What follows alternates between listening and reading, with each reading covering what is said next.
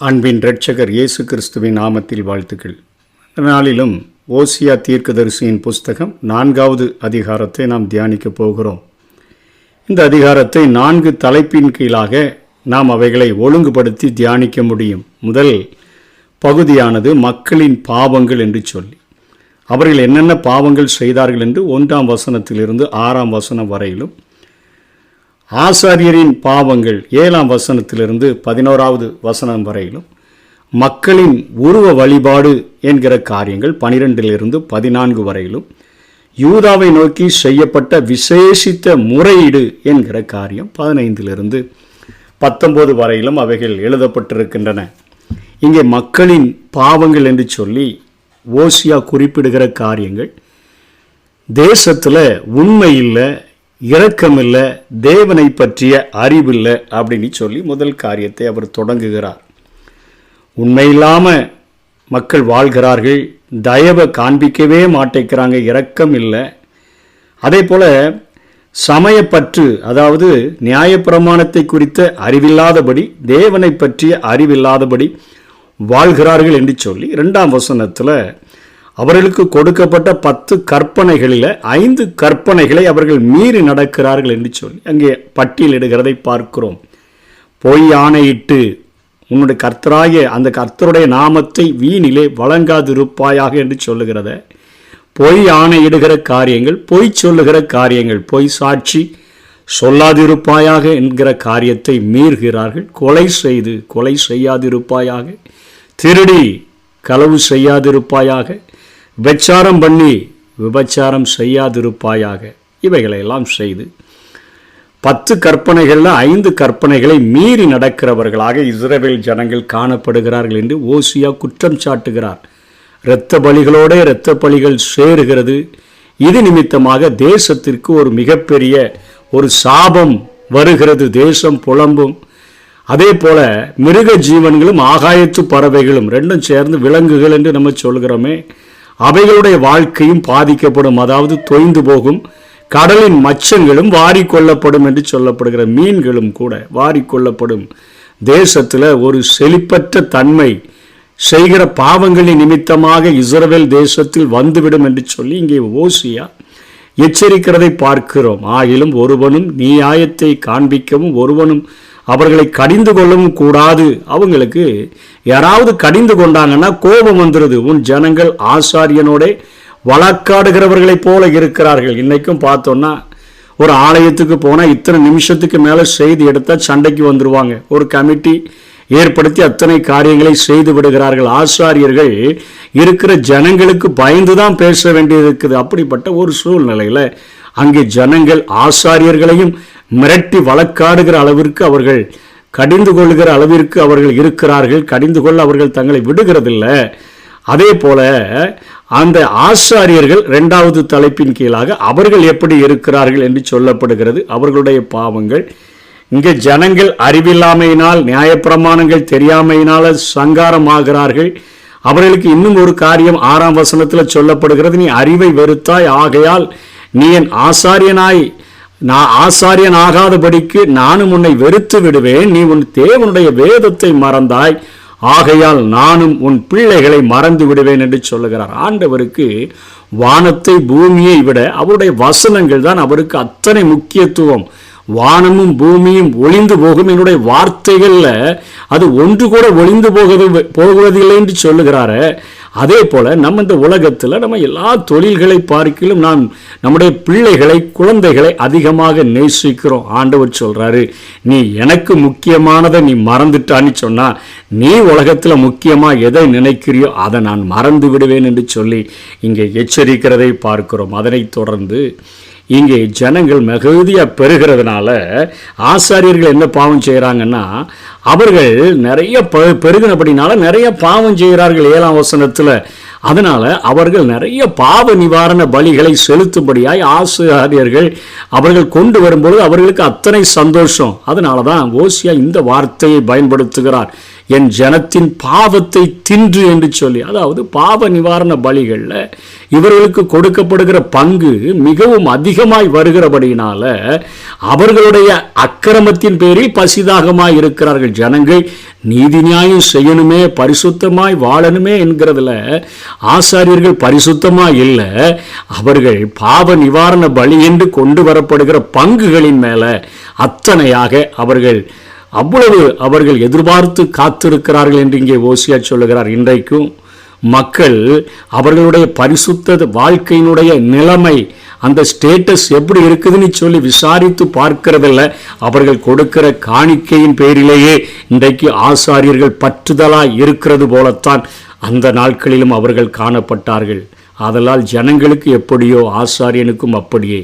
அவர்கள் வழிகளின்படி நான் அவர்களை விசாரித்து அவர்கள் கிரியைகளின்படி அவர்களுக்கு பலனளிப்பேன். அவர்கள் கர்த்தரை மதியாமல் இருக்கிறபடியினால் அவர்கள் தின்றாலும் திருப்தி அடையார்கள். அவர்கள் வேசித்தனம் பண்ணினாலும் பழுகாது இருப்பார்கள். வேசித்தனமும் திராட்சரசமும் மதுபானமும் இருதயத்தை மயக்கும் என்று சொல்லி இங்கே ஆசாரியர்களின் பாவங்கள் அவர்களுக்கு கொடுக்கக்கூடிய தண்டனையை குறித்து ஓசியா சொல்லுகிறார். மூன்றாவதாக மக்கள் எப்படிப்பட்ட உருவ வழிபாடுகளை செய்தார்கள் என்று 12 14 வரை சொல்லுகிறார். அவர்கள் அங்கே கானானிய தெய்வமாகிய அசேரா என்று சொல்லக்கூடிய தெய்வத்திற்காக கம்பங்களை அவர்கள் நிறுத்தி வைத்திருந்தார்கள். அதனாலதான் இங்கே ஓசியா சொல்கிறார், என் ஜனங்கள் கட்டையின் இடத்துல ஆலோசனை கேட்கிறார்கள், அவர்களுடைய கோல் அவர்களுக்கு செய்தியை அறிவிக்கும் என்கிறார்கள். கம்பத்தை குறிக்கக்கூடியதாக இருக்கிறது.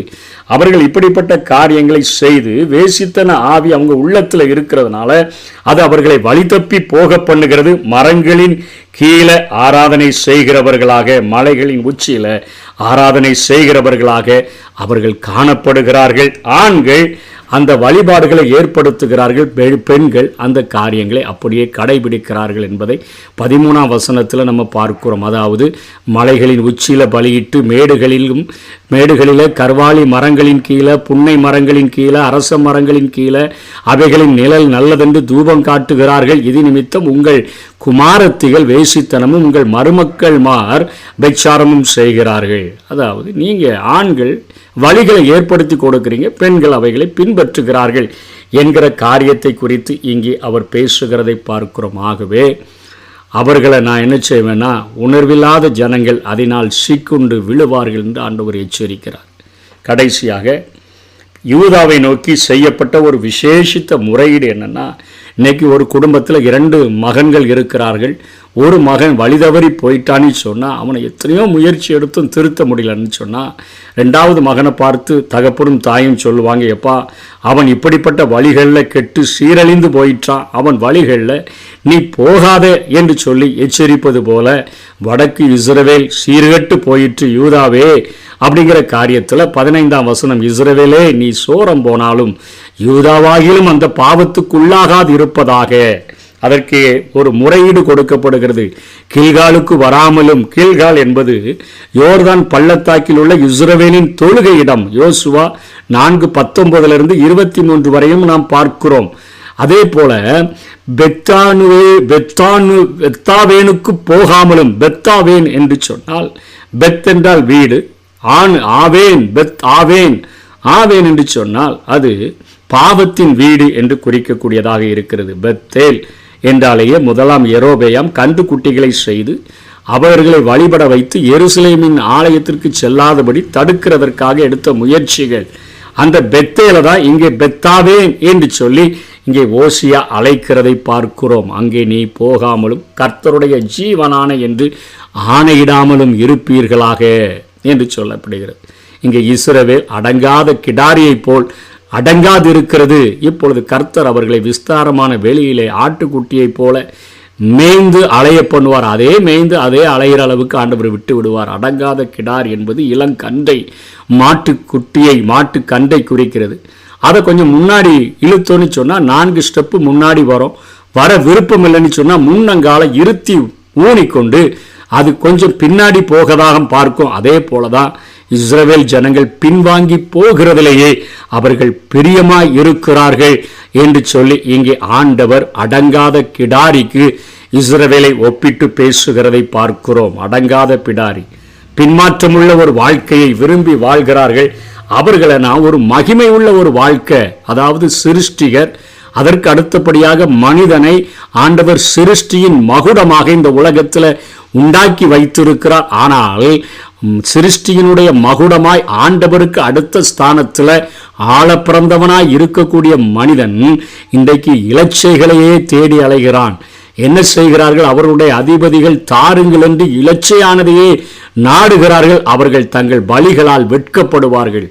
ஆண்டவர் சிருஷ்டிகர், மனிதன் சிருஷ்டியினுடைய மகுடம். அவர்கள் தங்களுக்கு கீழே உள்ளதை போய் அவர்கள் தெய்வங்கள் என்று சொல்லி வழிபட்டு வணங்கி அதை பின்பற்றுகிறதை ஆண்டவர் இலட்சியான காரியங்கள், வெட்கமான காரியங்கள் என்று சொல்லுகிறார்.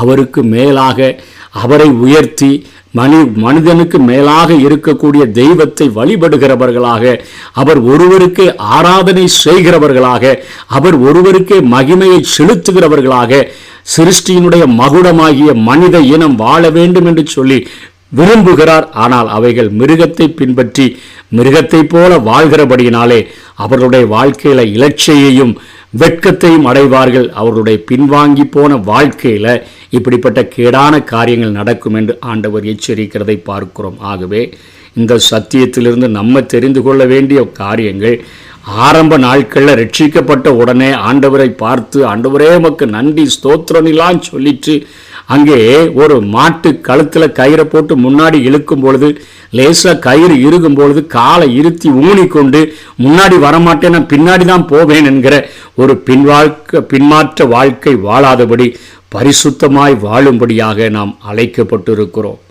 இன்றைக்கு மக்களினுடைய பாவங்கள், அந்த 10 கற்பனைகளில் 50% பாவத்தை அவர்கள் செய்கிறவர்களாக காணப்பட்டபடியினாலே ஆண்டவர் தேசம் இது நிமித்தமாக சாபத்தை சந்திக்கும். தேசத்து அங்கே விலங்குகள் சாபத்தை சந்திக்கும், மீன்கள் வாரிக்கொள்ளப்படும், ஒரு பஞ்சம் உண்டாகிவிடும் என்கிற காரியத்தை ஆண்டவர் எச்சரிக்கிறார். பாவத்தினுடைய சம்பளம் மரணம். ஆகவே இந்த உலகத்தில் சிருஷ்டிகரை மாத்திரம் தொழுது கொண்டு, சிருஷ்டியின் மகுடமாய் நாங்கள் இருக்கிற நாங்கள் வைக்கப்பட்ட ஸ்தானத்தை உணர்ந்து கொண்டு பரிசுத்தமாய் வாழ்கிறதற்கு எங்களுக்கு உதவி செய்யுங்கன்னு கேட்போம். ஆண்டவர் நமக்கு உதவி செய்வாராக. கர்த்தருடைய நாமத்தினாலே ஆமென். உம்மை மறுதலித்தேன், பின் வாங்கி போனேன். உம்மை மறுதலித்தேன், பின் வாங்கி போனேன். வல்லமை இழந்தேன் ஐயா.